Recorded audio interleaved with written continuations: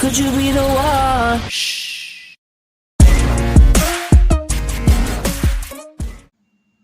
Assalamualaikum warahmatullahi wabarakatuh. Perkenalkan, nama saya Risman Saputra, NIM 220190071 dari Teknik Sipil C. Hari ini saya akan membahas materi dari matkul kewirausahaan teknik. Materinya yaitu ada 7. Yang pertama itu ilmu kewirausahaan teknik sipil, yang kedua teknopreneurship, yang ketiga konsep dasar kewirausahaan, 4 cara mendirikan usaha, 5 surat usaha izin jasa konstruksi, 6 manajemen dan organisasi, dan yang terakhir cara memperoleh modal. Materi yang pertama yaitu ilmu kewirausahaan teknik sipil. Istilah entrepreneur itu sendiri berasal dari bahasa Prancis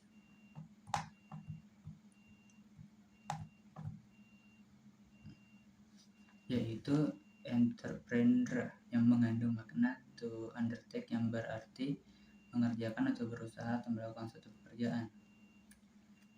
Wirausahawan atau dalam bahasa Inggris dikenal dengan entrepreneur adalah orang yang melakukan aktivitas atau mengelola wirausaha seperti menentukan cara produksi baru, menyusun manajemen operasi untuk pengadaan produk baru, cara memasarkan serta mengatur pemodalan operasinya. Yang kedua, teknopreneurship.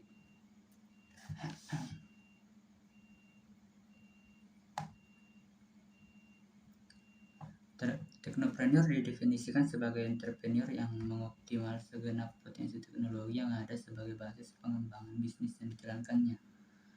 Teknopreneurship mengacu pada pemanfaatan teknologi untuk pengembangan wirausaha.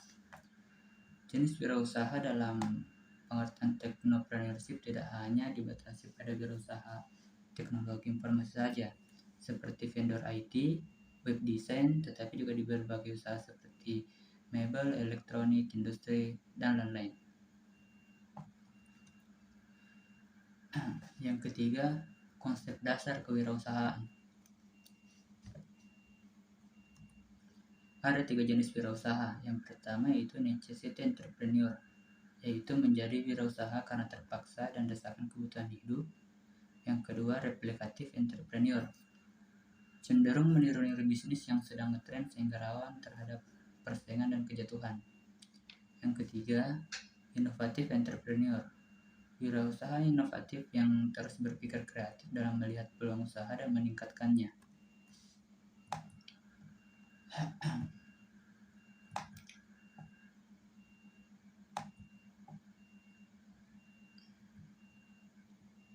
Kendala bagi seseorang memulai wirausaha. Yang pertama itu adanya ketakutan akan rugi atau bangkrut. Yang kedua, merasa tidak memiliki masa depan yang pasti jika berusaha. Yang ketiga, merasa bingung dari mana memulai usaha. Dan yang terakhir itu galau. Keempat, cara mendirikan usaha. Bentuk-bentuk kegiatan berusaha. Yang pertama itu dikelola sendiri. Dikelola sendiri artinya pengusaha memiliki modal uang dan kemampuan langsung terjun mengelola usahanya. Yang kedua, dikelola orang lain. Dikelola orang lain artinya pengusaha cukup menyetor sejumlah uang dan pengelolaan usahanya diserahkan kepada pihak lain. Cara berwirausaha. Yang pertama, wirausaha dapat dijalankan seorang atau sekelompok orang. Kedua, jenis usaha yang dijalankan dapat bersifat komersial dan sosial atau kedua-duanya. Yang ketiga, memiliki modal sekaligus menjadi pengelola. Yang keempat, menyetor modal dan pengelolaan ditangani oleh pihak mitra dalam bentuk saham sebagai bukti kepemilikan. Yang kelima, surat usaha izin jasa konstruksi atau biasa disingkat SUIJK. Apa itu izin usaha jasa konstruksi? Yang pertama, untuk mengetahui apa itu izin usaha jasa konstruksi, sebelumnya kita harus mengetahui terlebih dahulu definisi dari jasa konstruksi. Jasa konstruksi adalah layanan jasa konsultasi perencanaan pekerjaan konstruksi. Layanan layanan jasa pelaksanaan pekerjaan konstruksi, dan layanan jasa konsultasi pengawalan pekerjaan konstruksi. Izin usaha jasa konstruksi adalah izin yang diberikan kepada badan usaha untuk menyelenggarakan kegiatan jasa konstruksi. Syarat mengurus izin usaha jasa konstruksi. Yang pertama, sertifikat keahlian atau sertifikat keterampilan. Sertifikat keahlian atau sertifikat keterampilan wajib dilampirkan saat mengurus izin usaha jasa konstruksi sebagai bukti bahwa perusahaan Anda sudah memiliki tenaga ahli yang berkompeten di bidang konstruksi. Level kualifikasi yang disyaratkan adalah menengah ke atas, minimal 2 orang tiap bidang. Yang kedua, kartu tanda anggota asosiasi atau biasa disebut KTA. Wajib bergabung dengan asosiasi atau perkumpulan tertentu yang telah diakreditasi oleh lembaga pengembangan jasa konstruksi. Yang ketiga, sertifikat badan usaha atau biasa disingkat SBU. Untuk mendapat sertifikat badan usaha, Anda harus mengurus pengajuannya ke asosiasi profesi. Selanjutnya, dokumen akan diterbitkan oleh LPJK. Ada 3 jenis sertifikat badan usaha untuk perusahaan konstruksi, yaitu yang pertama, surat badan usaha jasa pelaksana konstruksi. Yang kedua, sertifikat badan usaha untuk jasa perencana dan pengawas konstruksi. Dan yang ketiga yaitu sertifikat badan usaha untuk jasa konstruksi. Metode yang keenam yaitu manajemen dan organisasi. Pengertian manajemen dan organisasi.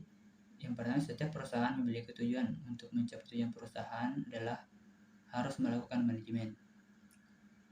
Manajemen dan organisasi tidak dapat dipisahkan satu sama lain. Manajemen bagian organisasi dan sebaliknya. Manajemen dapat diartikan sebagai proses dari perencanaan, pengorganisasian, pelaksanaan, dan pengendalian untuk mencapai tujuan tertentu. Fungsi manajemen. Proses untuk mencapai tujuan menjadi fungsi manajemen yaitu yang pertama, planning. Perencanaan adalah proses menentukan arah yang akan ditempuh dan kegiatan yang diperlukan untuk mencapai tujuan yang telah ditetapkan. Yang kedua, organizing. Pengorganisasian adalah proses pengelompokan berbagai kegiatan atau pekerjaan dalam unit-unit. Tujuannya adalah supaya tertata dengan jelas antar tugas, wewenang, dan tanggung jawab serta hubungan kerja dengan sebaik mungkin dalam bidangnya masing-masing. Yang ketiga, actuating. Menggerakkan atau melaksanakan adalah proses untuk menjalankan kegiatan atau pekerjaan dalam organisasi. Keempat, controlling. Pengawasan adalah proses untuk mengukur dan menilai pelaksanaan tugas apakah telah sesuai dengan rencana. Jenis dan bentuk organisasi. Jenis organisasi secara umum dibedakan menjadi 2. Yang pertama itu pimpinan puncak 1 orang, contohnya perusahaan perseorangan. Yang kedua, pimpinan puncak lebih dari 1 orang atau dewan, misalnya perseroan terbatas atau firma. Materi terakhir yaitu cara memperoleh modal. Pengertian modal diantara lain yang pertama itu untuk mendirikan atau menjalankan suatu usaha diperlukan sejumlah modal atau uang dan tenaga atau keahlian. Kedua, modal dalam bentuk uang diperlukan untuk membiayai segala keperluan usaha seperti biaya prainvestasi, pengurusan izin, biaya investasi untuk pembelian aktiva tetap, sampai modal kerja. Modal keahlian adalah keahlian dan kemampuan seseorang untuk mengelola atau menjalankan suatu usaha. Jenis-jenis modal usaha. Ada 2 jenis modal usaha. Yang pertama, modal investasi digunakan untuk jangka panjang dan dapat digunakan berulang-ulang. Biasanya umurnya lebih dari 1 tahun. Yang kedua, modal kerja. Digunakan untuk jangka pendek dan beberapa kali dipakai dalam satu proses produksi. Sumber-sumber modal. Sumber modal yang pertama yaitu kebutuhan modal. Baik modal investasi maupun modal kerja dapat dicari dari berbagai sumber dana yang ada, yaitu modal sendiri atau modal pinjaman. Modal sendiri adalah modal dari pemilik usaha. Modal asing adalah modal dari luar perusahaan. Dan yang terakhir yaitu pembiayaan suatu usaha dapat diperoleh secara gabungan, yaitu modal sendiri dengan modal pinjaman. Itulah materi yang sempat saya sampaikan. Lebih dan kurangnya mohon dimaafkan. Assalamualaikum warahmatullahi wabarakatuh.